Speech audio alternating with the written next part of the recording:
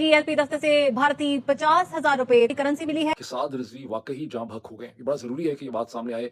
अल्लाह रहम करे, अल्लाह माफ करे। नाज़रीन, एक तो इस मुल्क के अंदर डर लगता है ये बातें भी करते हुए। किसी के नजरियात से मुझे हजार लाख इख्तलाफ हो, लेकिन इसका ये मतलब है कि किसी को गोली मार दो, लोगों को कत्ल कर दो, सड़कों पे गिरा दो। साद रिजवी जो कि इनका हेड है, उसको 3 गोलियां लगी हैं। अब आसिफ के पास कोई प्लान नहीं है, he doesn't have a plan. उसे इस वक्त वो सर्वाइवल मोड में, आपने देखा है कि जब से वो बैकफायर की, वो गायब हो गया है। यहाँ ये शख्स अपने मेंटल वेज में सेट हो चुका है। इसको लगता है कि मेरी किसी बात का इनकार करने वाला वाजिबुल कत्ल है, उसके मुखालिफ सिमतों से हाथ काट दिया जाए। ये वो खुद बयान दे चुका है। साद हुसैन रिजवी और अल्लामा अनस रिजवी उसूली तौर के ऊपर लापता है। जो तहरीक लब्बैक पाकिस्तान है वो क्लेम करती है कि मुबैना तौर के ऊपर इन दोनों को शहीद कर देगा। वो कहते हैं हम बदला लेंगे, वो कहते हैं हम छोड़ेंगे नहीं पाकिस्तानी फौज। पाकिस्तान के अंदर नाज़रीन ट्विटर के ऊपर टॉप ट्रेंड है हाफिज साद रिजवी साहब। साद रिजवी किधर है? क्योंकि इस मजहबी जमात को न्यूट्रलाइज किया जा रहा है, इसे खत्म किया जा रहा है। जय हिंद दोस्तों, मेरे चैनल मोदी देश में आपका स्वागत है। दोस्तों, इस वीडियो को लाइक से और मेरे चैनल को सब्सक्राइब करना मत भूलेगा।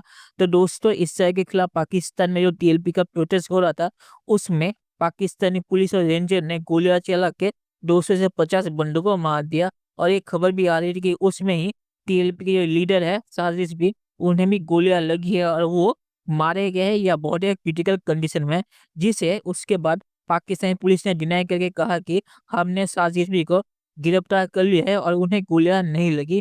और फिर अब पाकिस्तानी पुलिस कह रही कि हमने साजिशी को गिरफ्तार नहीं किया और वो कहाँ है हमें नहीं पता। और ये हुए 48 आवर्स हो चुके हैं, तो 48 आवर्स से किसी को नहीं पता साजिशी कहाँ है। उसके ऊपर पाकिस्तानी पुलिस कह रही कि साजिशी के घर से भारतीय करेंसी मिली है 50,000 रुपये और वो इंडिया के रॉ एजेंट है। तो मुझे लगता है कि साद रिजवी को पाकिस्तानी पुलिस ने मार दिया है और अब उसे रॉ एजेंट कह के इसकी वाइट वॉशिंग कर है। तो पाक मीडिया इसे बातचीत कर। दोस्तों, ये वीडियो बहुत ही मजेदार है, तो आप पूरा जरूर देखिएगा। तो चलिए और इंतजार ना करके वीडियो देखते हैं। एक जाली ऑडियो है जो साद रिजवी का चलाया जा रहा है। मैं आपको 100% यकीन से कह सकता हूँ, ये एआई ऑडियो है, ये जाली ऑडियो है। हाफिज साहब की अभी कोई रिजवी साहब की इतलात नहीं आ रही। हुकूमत जो फेक आर्टिफिशियल इंटेलिजेंस की मदद से वीडियो तक जारी कर रही थी, मजीद शकूक व शुबहात में इजाफा हो रहा है। और अभी हुकूमती मौक़िफ़ आ चुका है कि हमारे पास नहीं है। आईजी पुलिस उस्मान अनवर ने डॉन को इंटरव्यू देते हुए साफ साफ कहा कि ये पुलिस की हिरासत में नहीं है। अब आप खुद सोचें कि इतना बड़ा रहनुमा भाई समेत अचानक कैसे गायब हो सकता है। मैं एक बात करता हूं कि ये एक सौर लूजर है। इसमें कभी भी ऑनरेबली जीत देने की एबिलिटी नहीं है। जितनी सख्ती करनी थी उससे डबल की बदला लेने के लिए, क्योंकि ये हार तस्लीम नहीं कर सकता कि मेरी बात कैसे नहीं मानी। इनके जो तमाम तरह टॉप लीडरशिप है, ये शूरा है, सबके ऊपर एफआईआर, हाफिज साद रिजवी साहब के ऊपर एफआईआर, अनस रिजवी के ऊपर एफआईआर।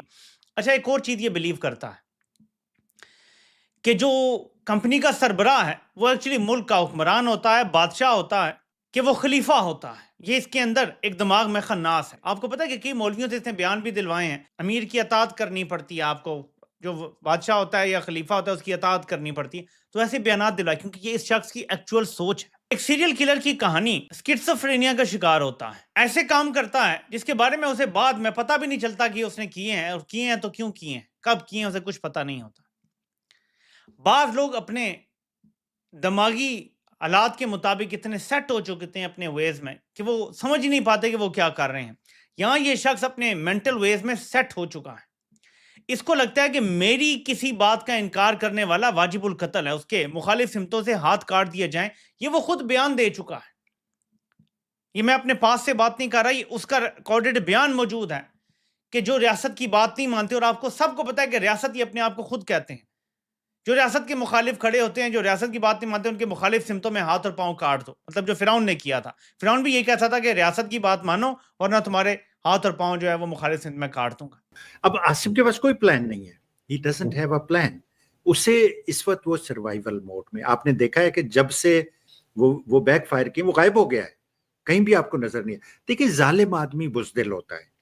उसके बाद से आपने उसे कहीं पब्लिक अपीयरेंस में नहीं देखा, वो अपने बिल में चला गया है। जब से साद रिजवी वाला शुरू हुआ है, मरियम अपने बिल में चली गई है, आप इसे कभी नहीं देखेंगे, क्योंकि जालिम आदमी बुज़दिल होता है और अल्लाह ताला उसकी अक्ल मफलूज कर देता है। उसके ज़हन में साजिशों के अलावा कुछ नहीं रहता। तो ये फुल्ली सर्वाइवल मोड में है अभी इस वक्त। इसका सर्वाइवल इसका प्लान नहीं है कि सिर्फ बस वो हमारे एक वो फ्रेज होती थी कि fight your foe with fear and force, कि अपने दुश्मन से लड़ो ताकत से और खौफ से। बस ये ट्रेनिंग है फौजी की, और ये वही कर रहा है। यही आप कह रहे हैं? ये जो 250 लाशें गिरी हैं तहरीक लब्बैक की, ये डोनाल्ड ट्रंप के साथ लंच जो हुआ है उसका बिल है ये। मैं यही पाकिस्तानी स्टेट से पूछता हूं, पाकिस्तानी फौज से पूछता हूं, अच्छा करा आपने 250 बंदे आपने खुद के मार दिए, लेकिन जब तालिबान ने आपके ऊपर हमला करा था तब आपने तालिबान के 250 क्यों नहीं मारे यार? मैं एब्सोल्युटली देखिए, फौज की और इसका तरबियत दुश्मन है पाकिस्तान की आवाम बेसिक। एब्सोल्युटली। देखिए, फौज में आप रहे हैं, आपको पता है फौज का माइंड सेट ये होता है ब्लैक और वाइट, ये दुश्मन है, ये दुश्मन नहीं। फ्रेंड इसके एंड दरमियान फो, दोस्त या दुश्मन, बस ये दो तफरीक है, तीसरी इनके कोई नहीं। दरमियान कोई चीज नहीं होती। इसलिए ये बहुत डेंजरस होते हैं। जब आप इन्हें सिविलियन कामों में और फैसला साजी में लगाते हैं ना, तो ये बहुत डेंजरस हो जाते हैं। बिकॉज हर क्योंकि- जगह, सही कह रहे हैं, हर जगह ये बंदे को क्लासिफाई करते हैं, ये मेरा दोस्त है या मेरा दुश्मन है। पंजाब के अंदर और पाकिस्तान के अंदर इस वक्त जो एक डेलिकेट फ्रेजाइल बैलेंस है, वो बहुत बुरी तरह से मुझे लगता है कि डिस्टर्ब हो जाएगा। ऑलरेडी रूमर्स ये हैं कि मोहतरमा मरियम नवाज साहिबा की हिफाजत और उनकी सिक्योरिटी बीफ अप कर दी गई है, उनको अंडरग्राउंड कर दिया गया है, उनको पता नहीं छुपा दिया गया है।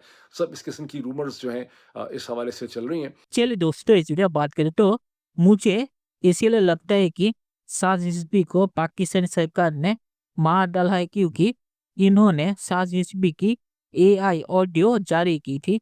अगर वो जिंदा है या इंजर है तो उनकी AI ऑडियो जारी करने की क्या जरूरत थी? तो ये छुपाने की कोशिश करे कि साज रिजवी अब तक जिंदा है, या साज रिजवी को उस वक्त गोलियां नहीं लगी जब हमने TLP के प्रोटेस्टर्स पे ओपन फायर किया। तो ये अपने आप को बचाने के लिए ऐसी हरकतें कर रहे हैं।